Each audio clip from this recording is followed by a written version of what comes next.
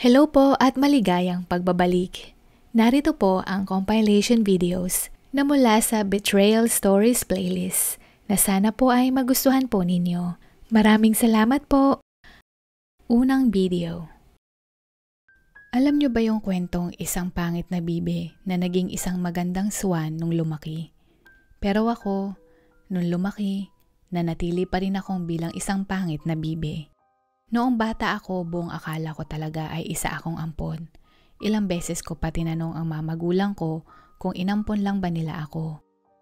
Akala pa nga nila ay nagbibiro lang ako, kaya tinutukso nila ako na natagpuan lang daw nila ako sa gilid ng basurahan.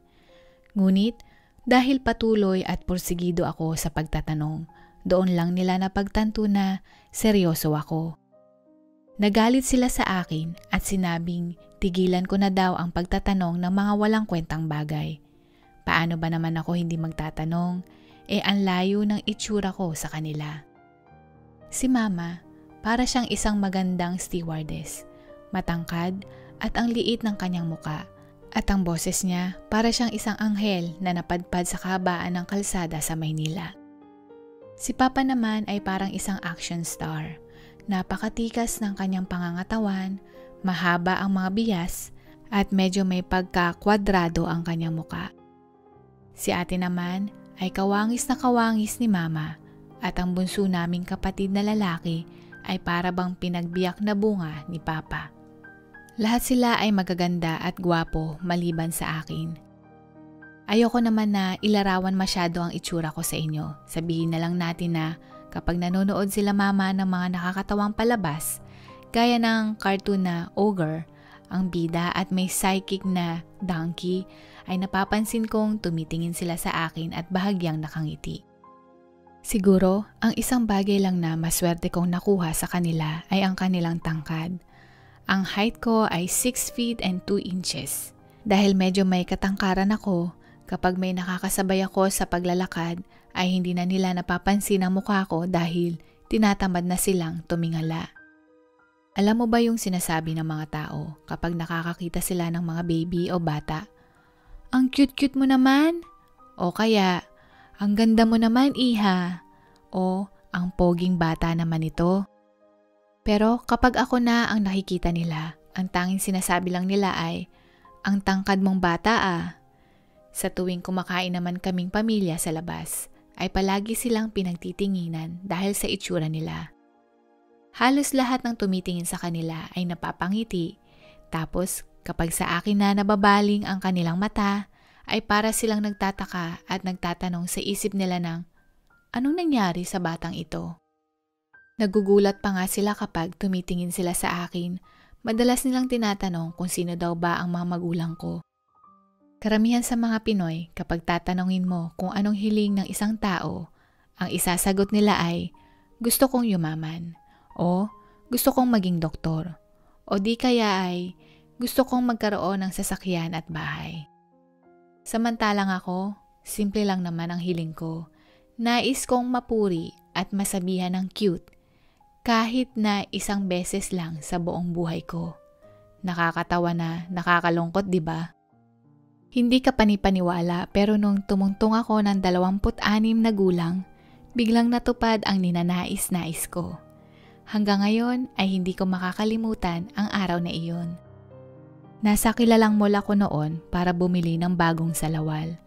Nagpasya akong tumingin sa isang swimwear shop dahil sa pagbabaka sakaling makahanap ako ng kakasya at magandang disenyo na babagay sa akin. At nung nakakita ako ay agad ko itong sinukat. Habang tinitingnan ko sa salamin kung bagay ito sa akin, bigla akong narinig ang sinabi ng sales lady na, bagay na bagay sa inyo sir. Dahil hindi ako sanay na pinupuri ako, ay nakaramdam ako ng hiya at sinabi ko na wala namang babagay sa akin at naghahanap lang ako ng kakasya sa akin. Huh? Di totoo yan sir? Ang cute-cute mo ang tingnan eh. Sabi niya nang may mahinang hagik-gik. Tama ba ang narinig ko? Tinawag niya akong cute? At syempre, kinilig ako at namula agad ang pisngi ko, kaya dali-dali akong nagbayad at saka umalis. Hindi siya mawala sa isip ko ng halos buong linggo. Kahit ano pa man ang ginagawa ko ay bigla-bigla siyang pumapasok sa isip ko. Sa tingin ko ay kasing edad ko lamang siya. Hindi siya ganon kaganda kung ibabase sa pamantayan ng ibang tao pero napaka-cute niya. Sa katunayan, isa siyang diyosa sa aking mga mata at isipan. May pagkakataon pa nga na natutulala ako habang kumakain tapos sasabihin ng kapatid ko na, "Bakit kang umingiti? Medyo nakakatakot ang mga ngiti mo, kuya." Natatawa na lamang ako tsaka ako bumalik sa pagkain. Mas dumalas na din ang pagpunta ko sa shop nila ng ilang linggo para bumili ng mga damit at salawal na hindi ko naman talaga kailangan. Batid kong alam nyo ang dahilan kung bakit ako paulit-ulit na pumupunta doon. Siyempre, para masilayan man lang ang kanyang muka. Napabili din ako ng swimming goggles kahit hindi ko talaga kailangan. Sa tuwing pumupunta ako doon, ay palagi niya akong binabati at nginingitian. Siguro isang paraan niya iyon para makabenta pero wala akong pakialam. Sa unang pagkakataon, naramdaman kong kaaya-aya akong tao, na may taong nagkakagusto sa akin, na may taong tanggap ako kahit na hindi ako kagwapuhan, at gusto ko ding ma-enjoy ang pagkakataon. Hanggang sa isang araw ay nagkalakas ako ng loob na yayain siyang lumabas. Habang nagsasalita ako ay tahimik siyang naghihintay na matapos ko ang aking sasabihin, at nung nasabi ko na lahat ay nakangiti siyang pumayag. Matapos noon ay nagpalitan na kami ng numero at hindi na rin nagtagal ay naging seryoso na kami sa isa't isa. Napakabait niya sa akin. Base sa kwento niya, nagmula siya sa isang probinsya at tumutuloy siya sa isang maliit na bed space sa Maynila. Gusto daw niyang makaipon para sa pang-aral niya sa kolehiyo. Kaya lang daw ay kailangan niyang ipadala ang halos lahat ng kinikita niya sa kanyang pamilya sa probinsya. Ipinakita din niya sa akin ang ilang litrato ng pamilya niya at halatang medyo hirap sila sa buhay. Kalaunan, mas lalo na kaming napalapit sa isa't isa at nakaramdam ako ng awa at paghanga sa kanya. Nagtatrabaho siya sa mall sa umaga at sa gabi naman ay sumasideline siya bilang isang waitress. Sa sobrang abala niya sa trabaho ay bihira na lamang kami magkita. Minsan ay isang beses at ilang oras lang sa isang linggo. Hindi ko alam pero nananabik akong marinig na sabihin niyang muli ang cute-cute mo. Kaya sinusulit ko ang mga oras na kasama ko siya. Sa pamamagitan ng pagkain sa mga restaurant at maging sa pamimili ng kanyang mga gamit, nakita kong nagpapasalamat siya sa mga binibigay ko at halata din ang kasiyahan niya sa tuwing nakakatanggap ng kahit ano mula sa akin. Pero kailangan ko pa siya makita ng higit pa doon at hindi ako nakontento sa kakarampot na oras na meron kami. Kaya umisip ako ng isang plano. May pera naman ako at sumasahod ako sa pagiging isang manager sa negosyo ni Papa na van rental. Kaya ikinuha ko siya ng isang maliit na paupahan nang sa ganon ay makapagpahinga siya ng maayos at kahit anong oras ay maaari ko siyang mabisita. Sinabi ko din sa kanya na ako na ang magbabayad ng tuition niya nang sa ganon ay makapag-aral siya sa kolehiyo ngayon.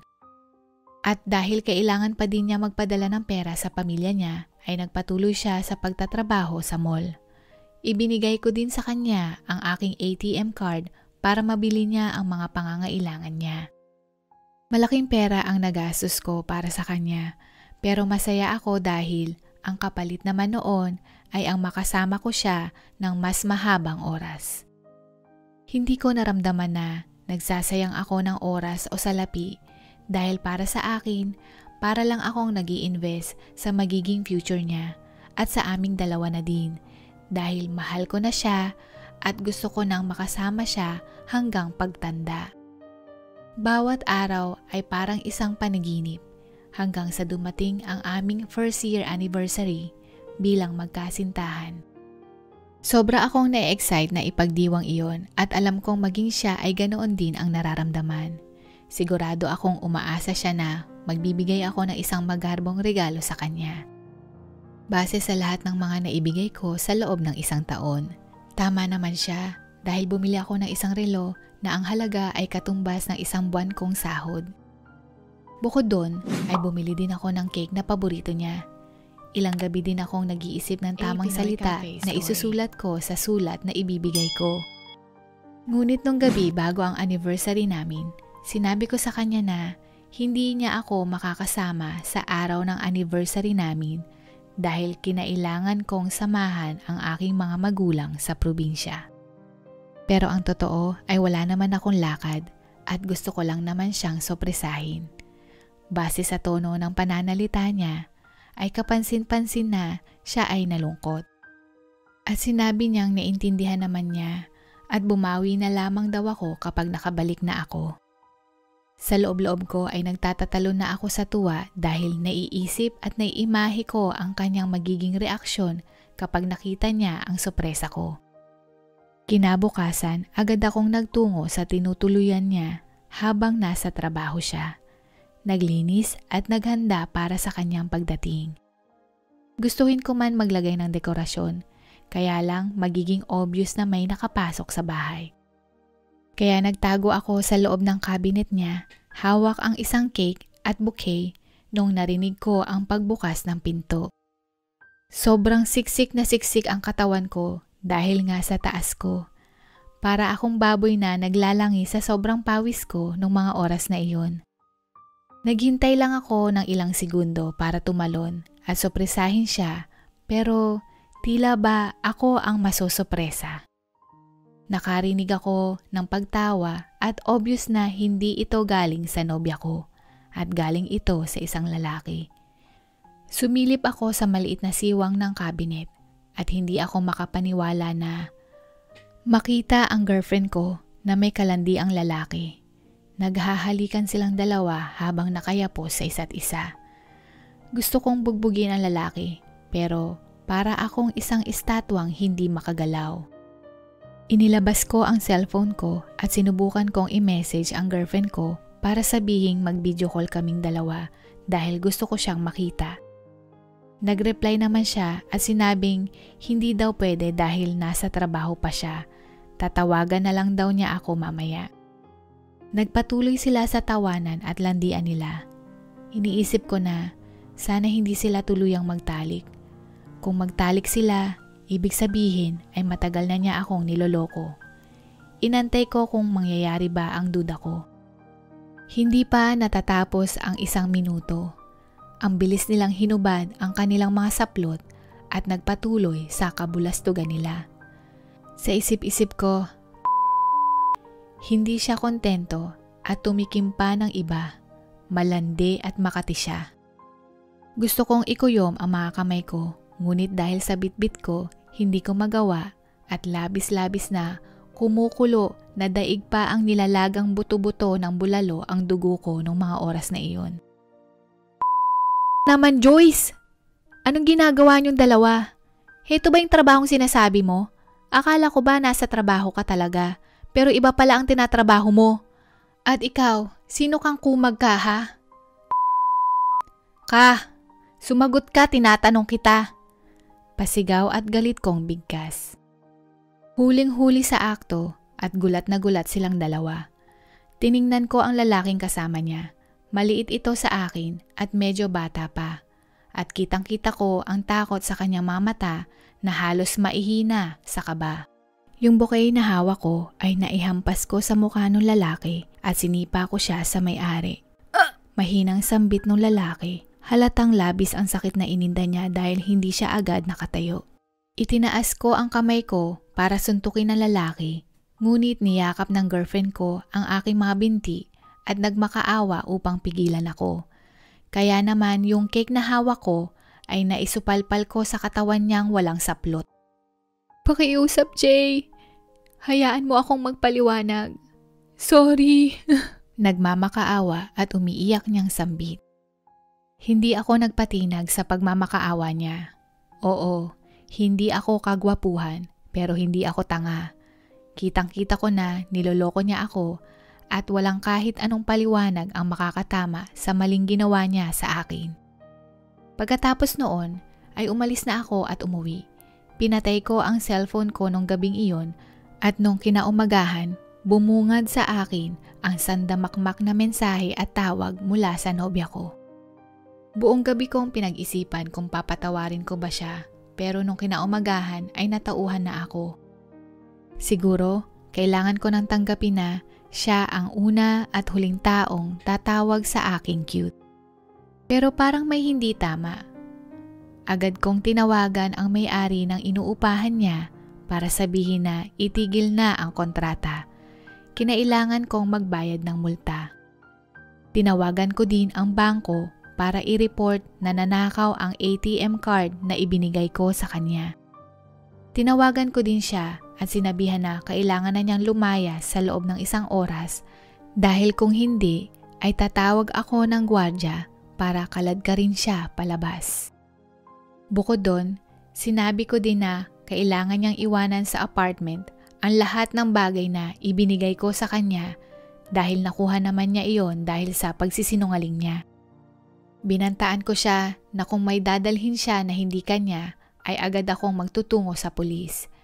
Naririnig kong umiiyak siya sa kabilang linya at sinubukan niyang magpaliwanag sa akin pero wala na akong pakialam.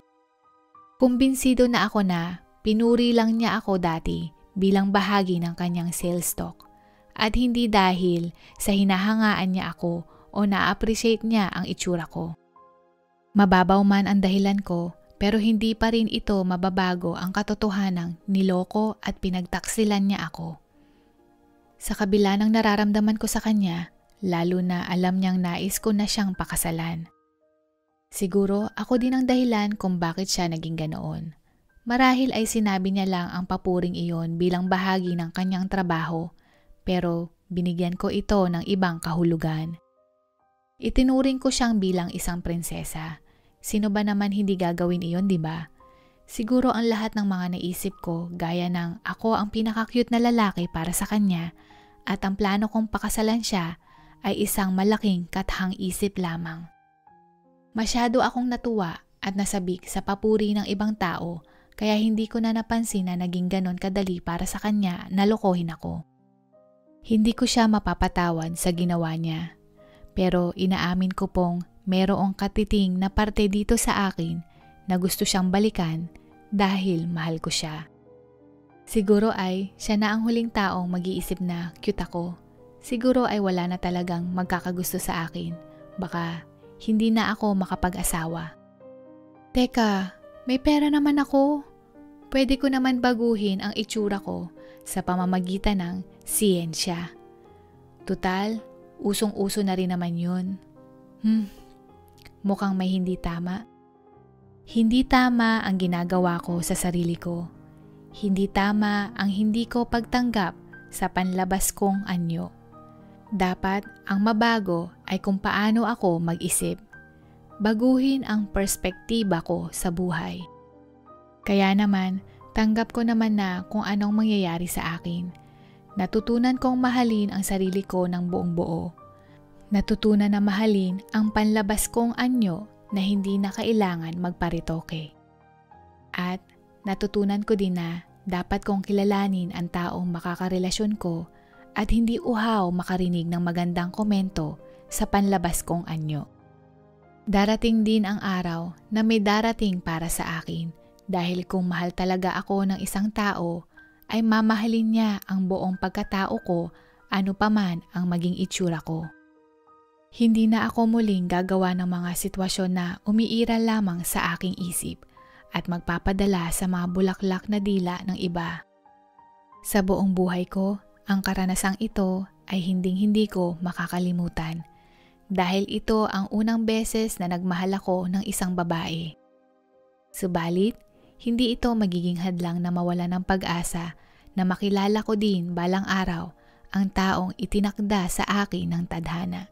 Pangalawang video. Kailangan ko ng payo mula sa inyo kung paano ko paghihiwalayin ang hipag ko at ang fiancé niya. Sa kadahilan ng pag nagpatuloy ang kanilang kasal, ang buhay na mayroon ako ay maglalaho. Lalong-lalo na't malaki ang tsansang matuklasan na mayroon akong ibinaon na lihim bago ako ikasal. Kung inyo pong mamarapatin, gusto ko pong humingi ng payo. Noong nasa kolehiyo pa lamang ako, naging kasintahan ko ang ngayong fiancé ng sister-in-law ko at sa di inaasahan ay nabuntis niya ako. Klaruhin ko lang po, hindi pa sila magkakilala nung naging kaming dalawa. Mahal ko naman siya noong mga panahon na iyon at sobrang gwapo niya, ngunit hirap din siya sa buhay. Masyadong mataas ang ambisyon ko sa buhay ko kaya gusto ko lang na makipag-date sa kanya at wala akong balak magpabuntis. Nung nalaman niya na buntis ako, ay inalok niya ako ng kasal pero syempre hindi ako nakasagot agad. Naisip ko kung papakasalan ko siya, paano na lamang ang pangarap ko na magkaroon ng magandang bahay, magbakasyon sa ibang bansa, magkaroon ng mga mamahalin at may tatak na mga damit, bag, accessories at sasakyan. Napagtanto ko na kapag sinagot ko siya ng oo, ay para ko na din tinapos ang buhay ko. Sa tingin ko, ang buong akala niya ay pakakasalan ko siya. Palagi din niya akong kinukulit na pumunta ng ospital kasama siya para ipa-check up ang baby namin. Hindi lang iyon, hinihikayat din niya ako na ipagtapat na daw namin ang tungkol sa dinadala ko sa aking mga magulang. Handa daw siyang humarap sa aking mga magulang at tanggapin na may nakabukas na bisig ang responsibilidad bilang asawa at ama sa aming magiging anak. Dahil sa dalas kong pagtanggi, hindi niya napigilang mainis. Mas matindi pa sa naglalagablab na apoy ang kanyang usok sa galit nung nadatnan niya akong umiinom ng alak. Anong ginagawa mo? Alam mong buntis ka, di ba? Hindi ka pwedeng uminom ng alak. Gusto mo bang may mangyaring masama sa anak natin? Pasigaw niyang sinabi. Dala ng inis at epekto ng alak, nagpintig ang tenga ko at sumagot ako ng, "Sino ka para sabihin kung ano ang bawal at dapat kong gawin? Katawan ko ito at wala kang karapatan na pigilan ako. Wala kang pera. Pang matrikula mo nga, hirap ka pang hagilapin kung saan ka kukuha. Naglalakad ka kasi walang pamasahe at walang baon minsan. Paano mo pa kaya mabubuhay kaming mag-ina? Paano mo maibibigay mga pangangailangan namin, ha? Sabihin mo nga sa akin." Sa sobrang inis ko sa pagiging pakialamero niya ay hindi ko napapansing na pagbubuhatan ko siya ng kamay. Hampas dito, sipa doon. Inaamin ko na naging abusado din ako sa sarili ko.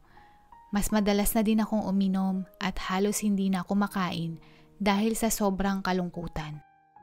Galit na galit ako sa mundo at lalong-lalo na sa kanya. Hindi ko na din naiwasan na magalit sa sinapupunan ko. Pakiramdam ko ay pinipigilan nila ako na marating ang pinapangarap ko.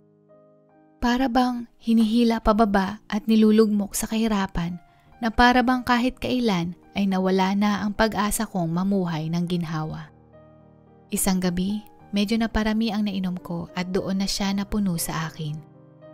Sinabi niya na kapag hindi daw ako tumigil sa pag-inom at hindi nagpatingin sa doktor, ay pupuntahan niya ang aking mga magulang at sasabihin ang tungkol sa pagdadalang tao ko. Sa sobrang takot ko ay naisip kong lumakad palayo sa kanya.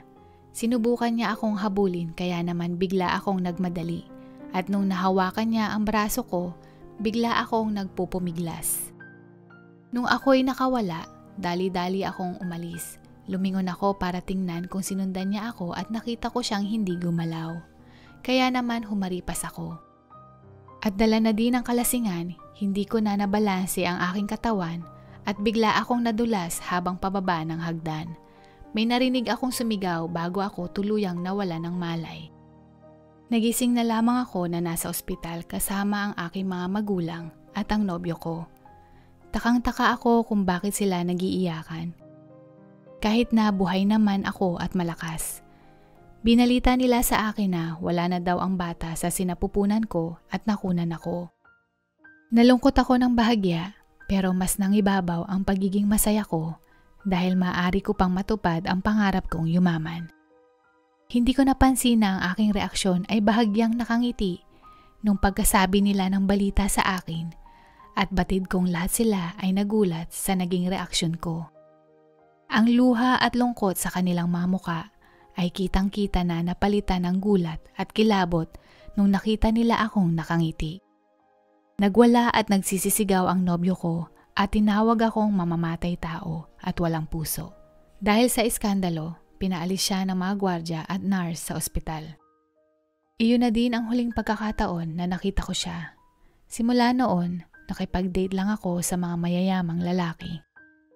Tapos na akong makipaglaro sa mga gwapong lalaki pero wala namang laman ang mga bulsa. Alam kong wala akong magiging hinaharap sa kanila.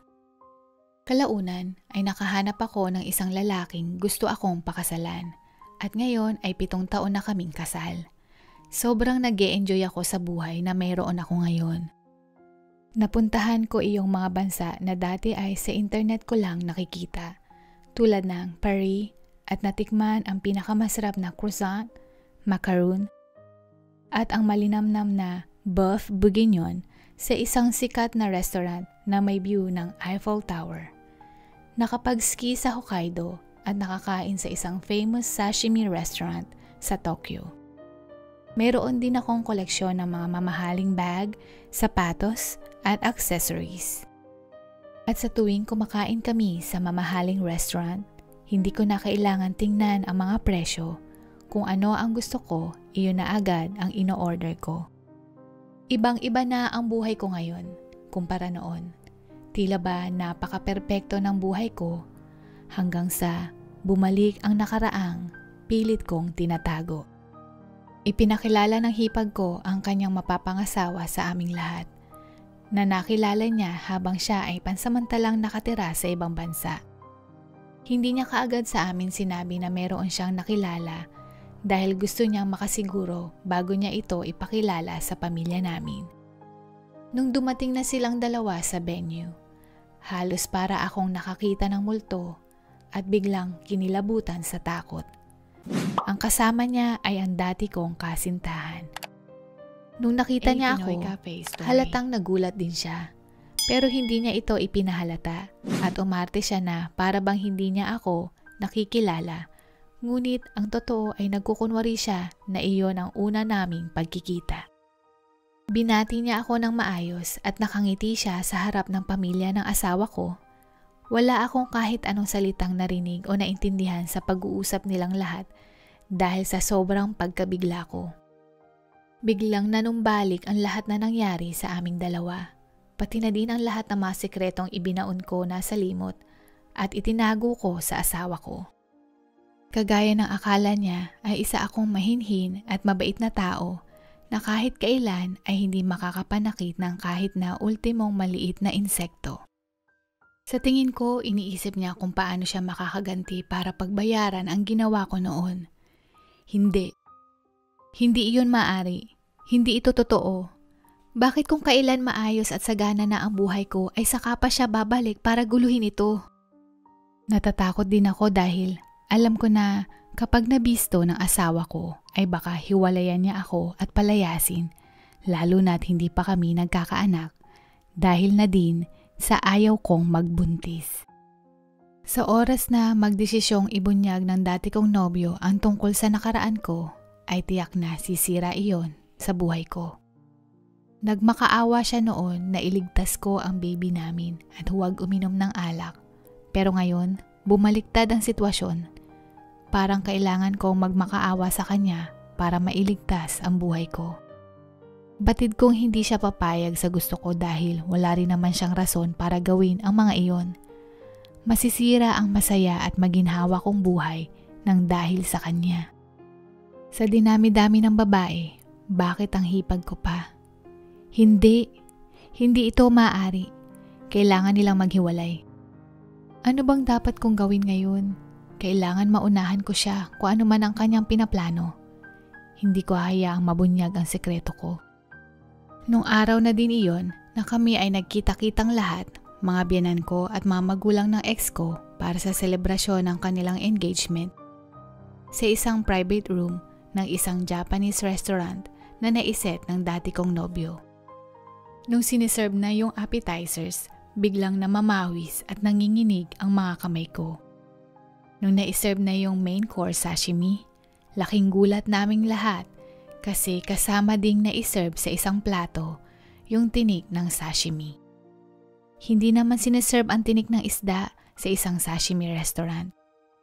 Napasulyap ako sa ex ko at nakita kong bahagyang ngumiti ang kanyang labi at ang kanyang mga mata ay halatang handang sumabak sa giyera at kumpiyansang siya ang magwawagi. Yung ngiti niyang iyon, alam ko na mabubunyag ang kinatatakutan kong mangyari. Yung tinik ng isda na nakahain sa lamesa ay simbolo ng mga lihim ko na nakatago sa aparador. Kinuha niya yung shot glass ng sake at itinaas dahil gusto niyang mag-propose ng toast. Kasabayan nito ang sobrang bilis ng tibok ng puso ko na para akong hinahabol. Nagsalita siya ng, "Thank you everyone for attending this dinner to celebrate our engagement." Espesyal ang okasyong ito lalong-lalo na para sa akin dahil meron na akong oportunidad na ikwento ang isang bangungot na naganap sa buhay ko. Halos lahat ng bisita sa private room ay tahimik at nag-aabang sa susunod na mga salita na lalabas sa kanyang bibig. At habang patuloy siya sa pagkwento, nakita kong lahat sila ay nabigla at ang kanilang mga tingin ay gulat at kilabot na nakatitig sa akin. Nakapareho ang kanilang mga tingin ng mamagulang ko at ng dati kong nobyo noong napangiti ako nang mabalitaan kong nakunan ako. Nung araw na nagpupumiglas ako, nasabi ko sa kanya na ayaw kong ituloy ang pagbubuntis ko dahil impyerno lang ang magiging buhay ko kapag pinakasalan ko siya. Isa siyang hampas lupa at sigurado akong puro hirap ang aking magiging kinabukasan. Hinawakan niya ang braso ko dahil nakita niya akong pagiwang-giwang maglakad para alalayan niya ako. Ngunit nung papalapit na kami sa hagdan, bigla akong nagpumiglas at ako'y nadulas. Pilit niyang iniaabot ang kamay ko nang iniwas ko ito hanggang sa ako ay malaglag at mawalan ako ng malay. Sa totoo lang, hindi ako gaanong kalasing noon at sinadya kong iwasan ang kamay niya dahil hindi ko gustong ituloy ang pagdadalang tao ko.